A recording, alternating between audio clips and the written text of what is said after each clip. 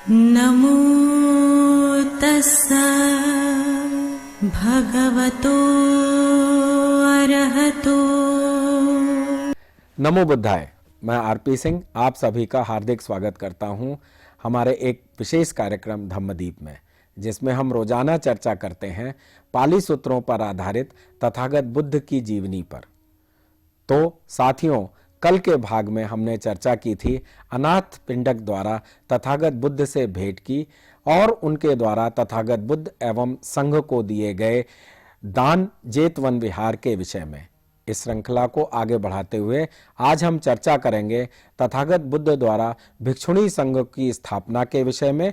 एवं इस विषय पर विस्तार से प्रकाश डालने के लिए हमारे मध्य उपस्थित हैं भंते कुशल सुमन जी। आपने बुद्ध दर्शन में उच्च शिक्षा प्राप्त की है तथा आप अनेक सम्मानों से अलंकृत होने के साथ साथ अनेक मंचों से बुद्धिज्म पर अपने विचार रख चुके हैं।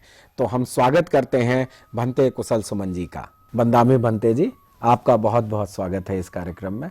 अब हम अपना पहला जिज्ञासा का प्रश्न उठाते हैं। इसी क्रम में मेरा आपसे पहला प्रश्न पहले एपिसोड, इससे पहले वाले एपिसोड से जुड़ा हुआ है। उसी संदर्भ में हमारे एक जिज्ञासु जानना चाहते हैं अनाथ पिंडक राजकुमार जेत के बीच वारदात के विषय में एक बार पुनः संक्षिप्त में जानकारी दें। नमो तस्सा भगवतो अरहतो सम्मा संबुद्धस्स। नमो तस्सा भगवतो अरहतो सम्मा संबुद्धस्स। नमो तस्सा भगवतो अरहतो सम्मा संबुद्धस्स। सर्वप्रथम मेरे आचार्य श्री के पुण्य चरणों को कोटि कोटि नमन हो। फिर मेरे उपाध्याय भंते के पुण्य चरणों को कोटि कोटि नमन। बहुत बहुत धन्यवाद आपका आरपी सिंह जी।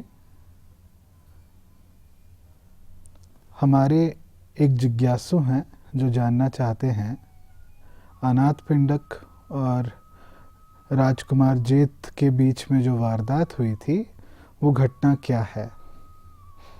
ऐसी बात है, जब अनाथ पिंडक ने तथागत को राजगृह में अपने ससुराल में भोजन के लिए आमंत्रित किया था, भोजन के पश्चात अनाथ पिंडक ने तथागत के सामने एक छोटी विनती रखी, निवेदन किया कि अनाथ पिंडक अपने शहर या गांव श्रावस्ती में तथागत और उनके संघ के लिए 4 महीने के वर्षावास के दौरान रहने का प्रबंध करना चाहते हैं। इसकी अनुमति पाते ही अनाथ पिंडक राजगृह से श्रावस्ती लौट आते हैं। जब श्रावस्ती से आ रहे थे तो बीच रास्ते में उनके कहीं घनिष्ठ मित्र थे। हर जगह पर उन्होंने अपने मित्रों से कहा कि इस रास्ते से कुछ महीनों बाद तथागत बुद्ध और उनका संघ आने वाला है, तो कृपया करके आप इस रास्ते की मरम्मत करवाएं, आसपास में पीने के जलाशय खुदवाएं और रहने के इंतज़ाम करवाएं, ताकि तथागत को, बुद्ध को कोई तकलीफ़ ना हो, उनके संघ को कोई तकलीफ़ ना हो। और इस प्रकार जब अनाथ पिंडक श्रावस्ती लौट आते हैं, लौट आने के बाद वे एक स्थान की खोज करते हैं जो बुद्ध के लिए और उनके संघ के लिए रहने के लिए पर्याप्त हो, शांत हो, एकांती हो। तो इस जगह की खोज में उन्हें एक छोटा वन पसंद आता है, जो उस समय के राजा, उनके पुत्र अर्थात राजकुमार जेत का वो वन हुआ करता था। राजकुमार जेत इस वन में मनोरंजन किया करते थे। तो अनाथ पिंडक पहुंच जाते हैं राजकुमार के पास। पहुंच के कहते हैं कि मुझे आपका ये वन बहुत पसंद आया, मुझे ये खरीदना है। राजकुमार, राजा का पुत्र, उसे धन की कोई कमी नहीं, तो वे क्यों बेचेगा अपना वन। तो राजकुमार जेत ने मना कर दिया अनाथपिंडक को बेचने से। अनाथपिंडक डटा रहा, कहा कि इसका कुछ तो भाव होगा, कुछ तो मूल्य होगा, जितना भी होगा मैं अदा करने के लिए तैयार हूँ।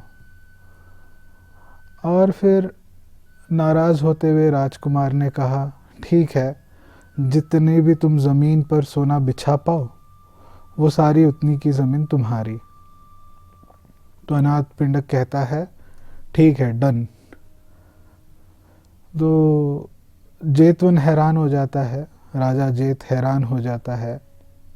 सॉरी, राजा जेत नहीं और ना ही जेतवन, एडिट में काट देना, जहाँ से मैं बोल रहा हूँ वहाँ से उठाना। राजकुमार जेत हैरान हो जाता है और वे घबराहट में पूछता है कि नहीं, मुझे ये नहीं बेचना है। तो अनाथपिंडक कहता है, आपने इसका मूल्य तय कर दिया और मैंने ओके कर दिया है, अब आप मुंह नहीं कर सकते। तो राजकुमार हताश होकर कहता है, ठीक है, जैसे तुम्हारी मर्जी। अनाथपिंडक बैलगाड़ियां भर भर के सोना लेके आता रहा, बिछाते रहा। सोना बिछा दिया सारे वन में। कुछ जगह और बच गई थी, जो गेट के पास का एरिया होता है, उतनी जगह बच गई थी। तो वो अपने उन नौकरों को दोबारा से सोना लाने के लिए भेज ही रहा था कि इतने में राजकुमार आ जाता है और कहता है, कभी ज़मीन का इतना भाव होता है।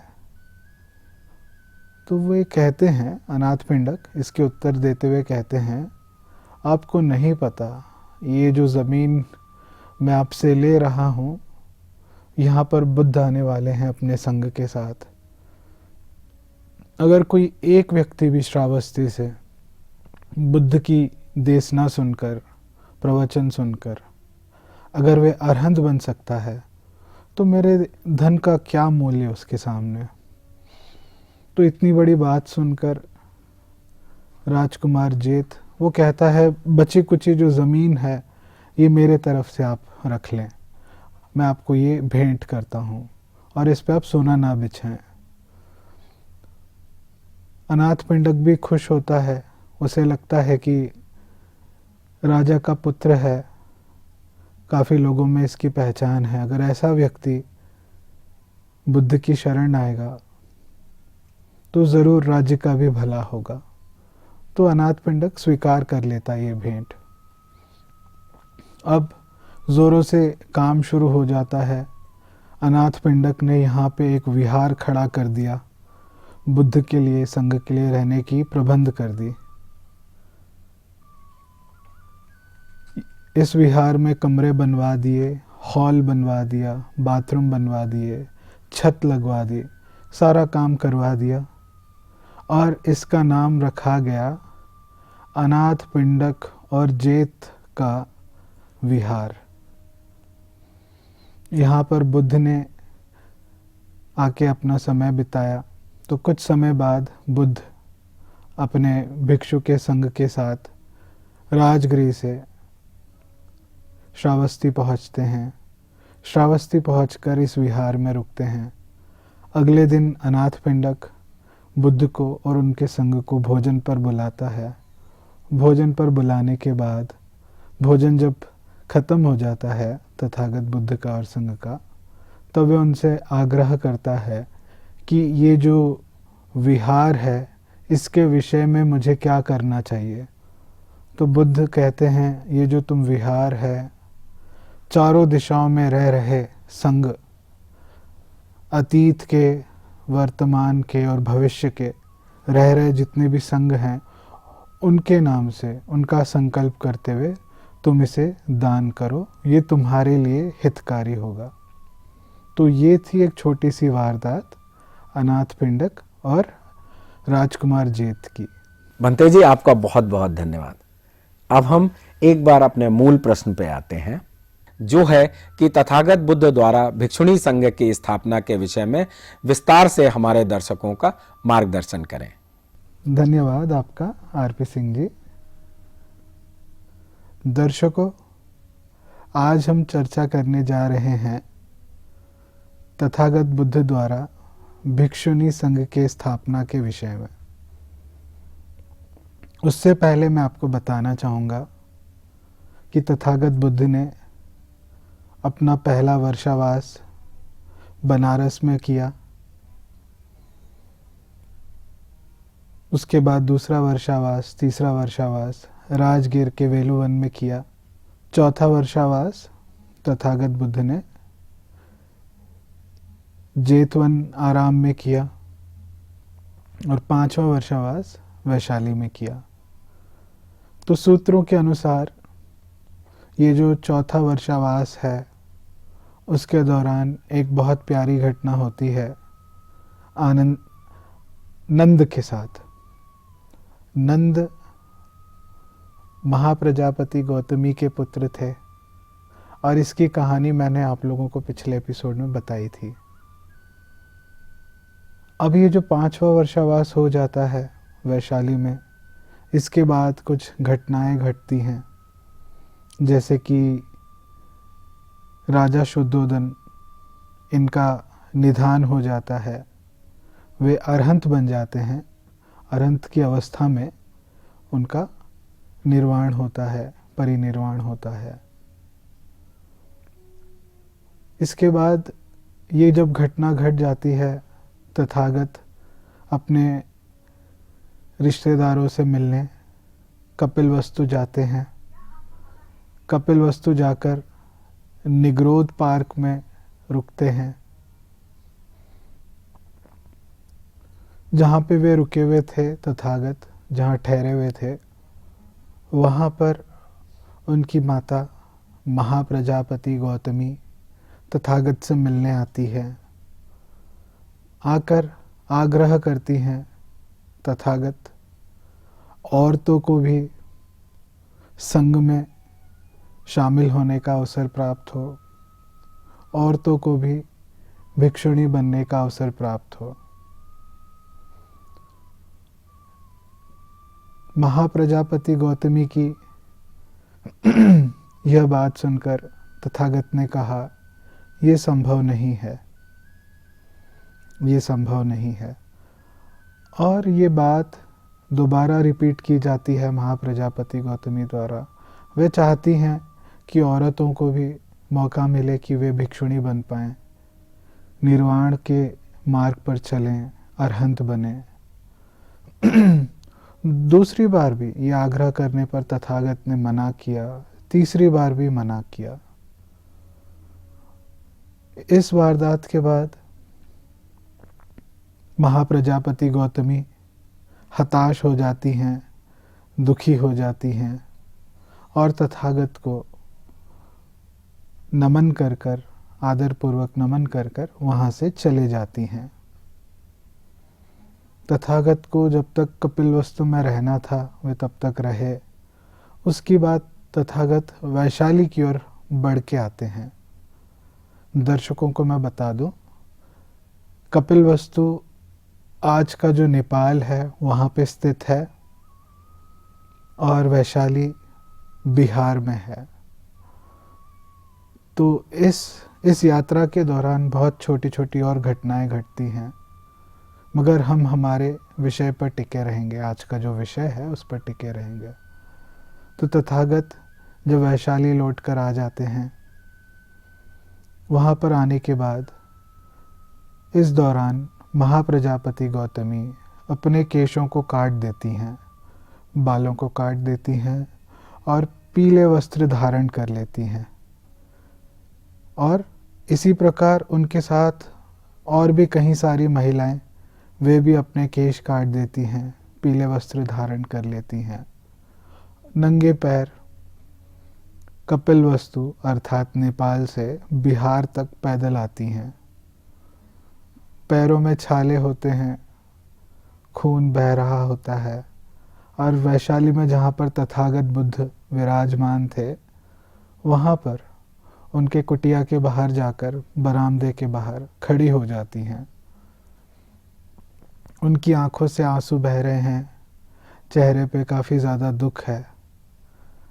ऐसा दृश्य देखकर तथागत के असिस्टेंट थेर आनंद, उनके दिल में काफ़ी करुणा जागती है।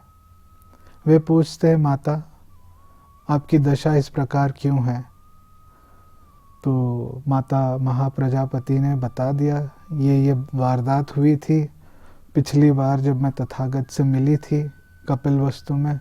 वहाँ पे मैंने उनसे आग्रह किया था कि भिक्षुणियों को भी मौका मिले, औरतों को भी मौका मिले भिक्षुणी संघ में शामिल होने का, भिक्षुणी संघ की स्थापना की जाए। और इस बात को तथागत ने ठुकरा दिया, स्वीकृति नहीं दी।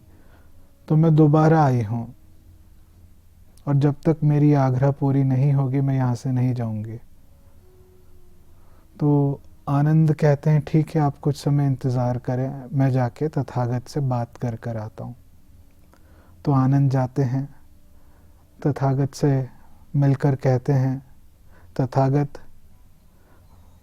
महाप्रजापति गौतमी और उनके साथ कुछ और महिलाएं अपने केश काट पीले वस्त्र धारण कर भिक्षुणी बनने आई हैं। ये अच्छा होगा कि औरतों को भी भिक्षुणी बनने का मौका मिले, संघ में शामिल होने का मौका मिले। तथागत ने कहा, इस प्रकार की बात मत करो आनंद, ये मत कहो। और दोबारा से आनंद फिर यही आग्रह करते हैं, औरतों को भी संघ में शामिल होने का मौका दिया जाए। दूसरी बार भी तथागत ठुकरा देते हैं, तीसरी बार भी ये बात ठुकरा देते हैं। तो आनंद को लगता है कि क्या इस चीज़ को मैं कोई और तरीके से पूछ सकता हूँ तथागत से, क्योंकि तथागत ने मुझे 3 बार इस चीज़ के लिए मना कर दिया है। तो बुद्ध को चौथी बार तक एक ही विषय पर पूछना ठीक नहीं होता है। तो वे कुछ और तरीके से तथागत के सामने बात रखते हैं। आनंद पूछते हैं, तथागत क्या औरतों में भी क्षमता होती है, काबिलियत होती है अरहंत बनने की? क्या वे श्रोतापन बन सकती हैं? क्या वे सकतगामी बन सकती हैं? क्या वे अनागामी बन सकती हैं? क्या वे अरहंत बन सकती हैं?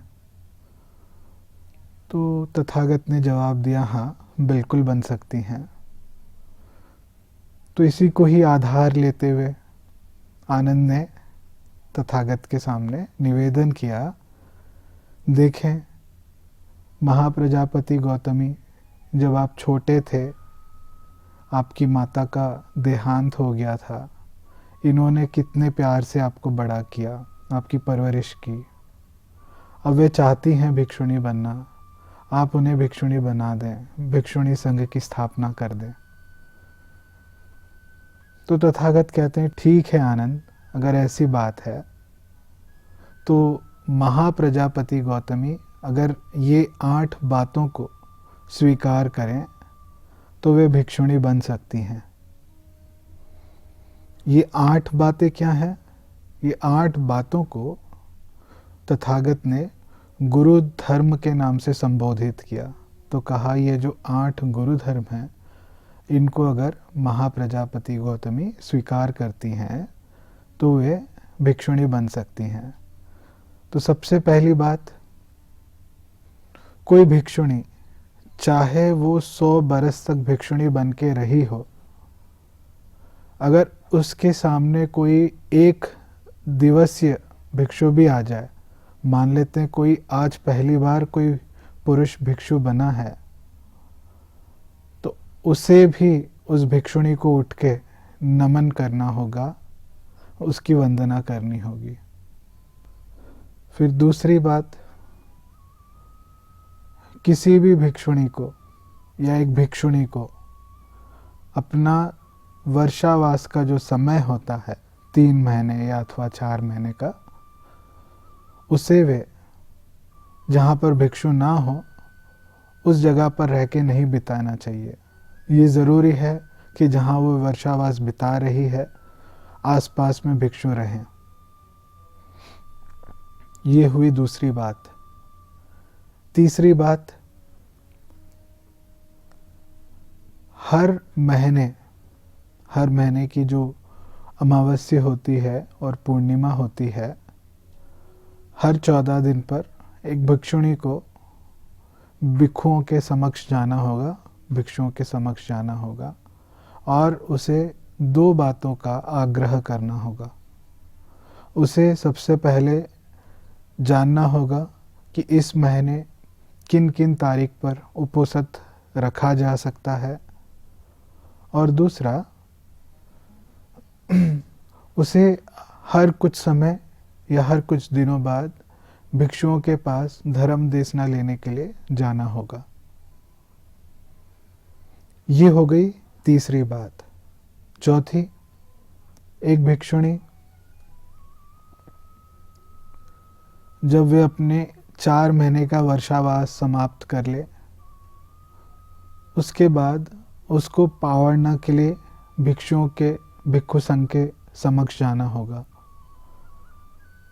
और उसे पूछना होगा भिक्षु संघ से कि किसी भिक्षु ने क्या उसके वाणी या कर्म, शरीर के कर्म द्वारा कोई दुष्कृत देखा है या नहीं, और उसे उसकी प्रायश्चित करनी होगी उन दुष्कृत कर्मों की, अगर उसने की हो तो। पांचवी बात, अगर किसी भिक्षु ने अगर किसी भिक्षुणी ने जाने अनजाने में अगर कोई घोर दुष्कृत कर्म किया है तो उसे संघ के समक्ष जाकर उसे स्वीकार करना होगा और संघ को बतलाना होगा कि उसके द्वारा ये दुष्कृत कर्म हुआ है। छठवीं बात, एक भिक्षुणी को किसी भी भिक्षु की निंदा नहीं करनी है, अवहेलना नहीं करनी है। ये हुई छठवीं बात। सातवीं बात, एक भिक्षु को कभी भी धर्म देशना नहीं देनी है।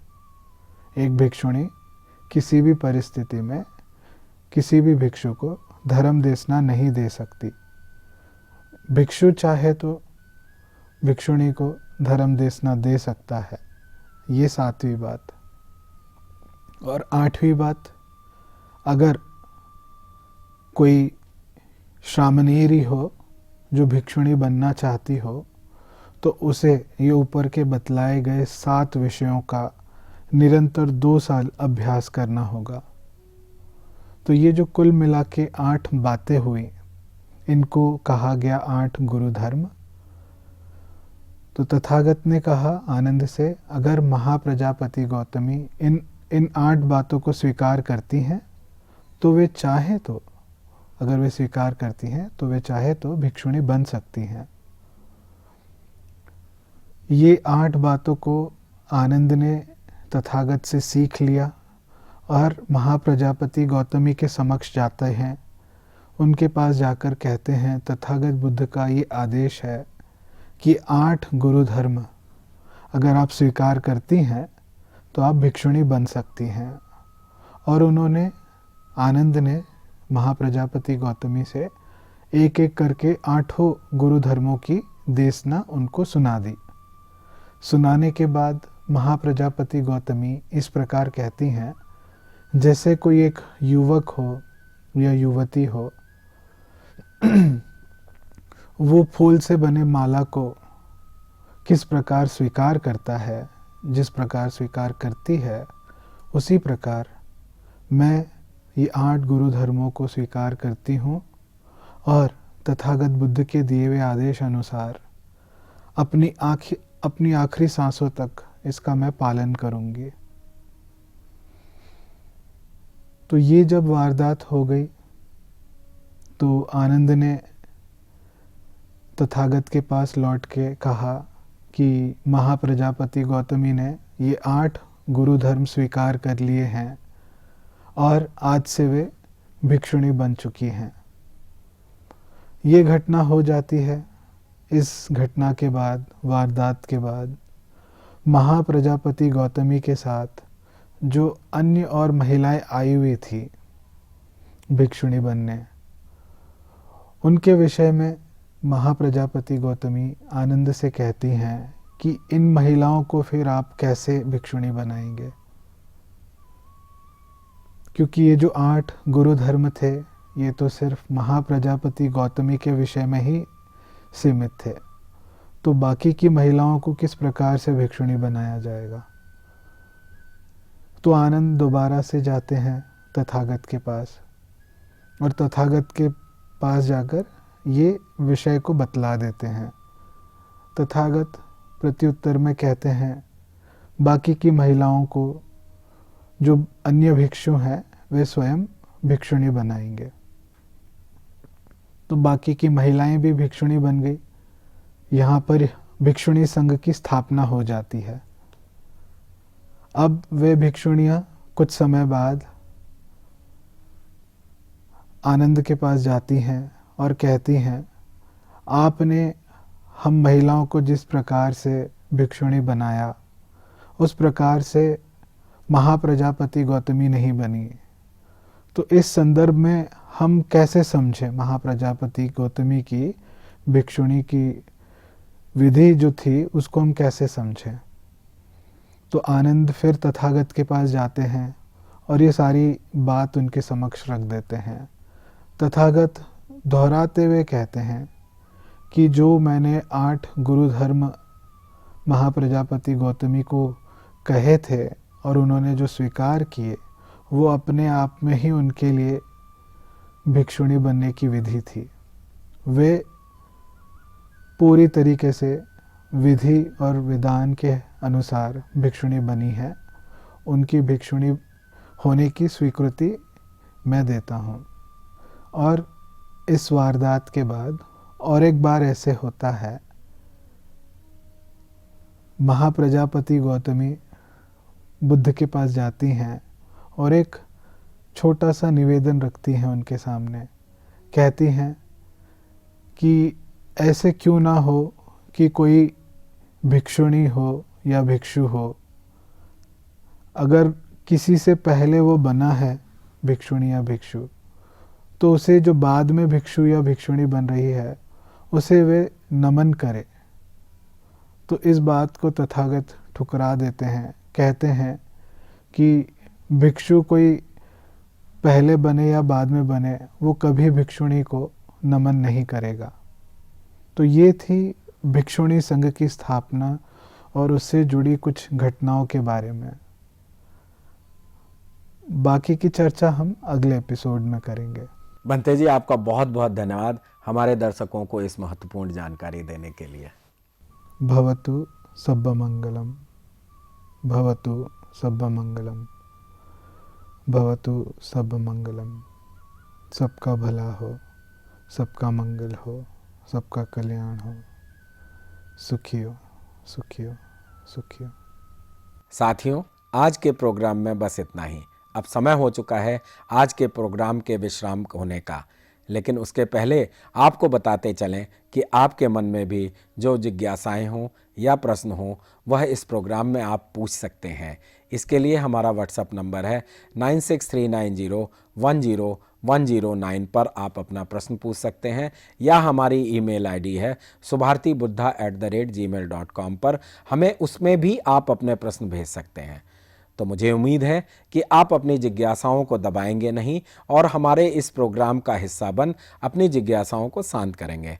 तब तक मैं आरपी सिंह भंते कुशल सुमन जी के साथ लेता हूँ विदा। कल इसी समय आपके सामने फिर उपस्थित होंगे। नमो बुद्धाय।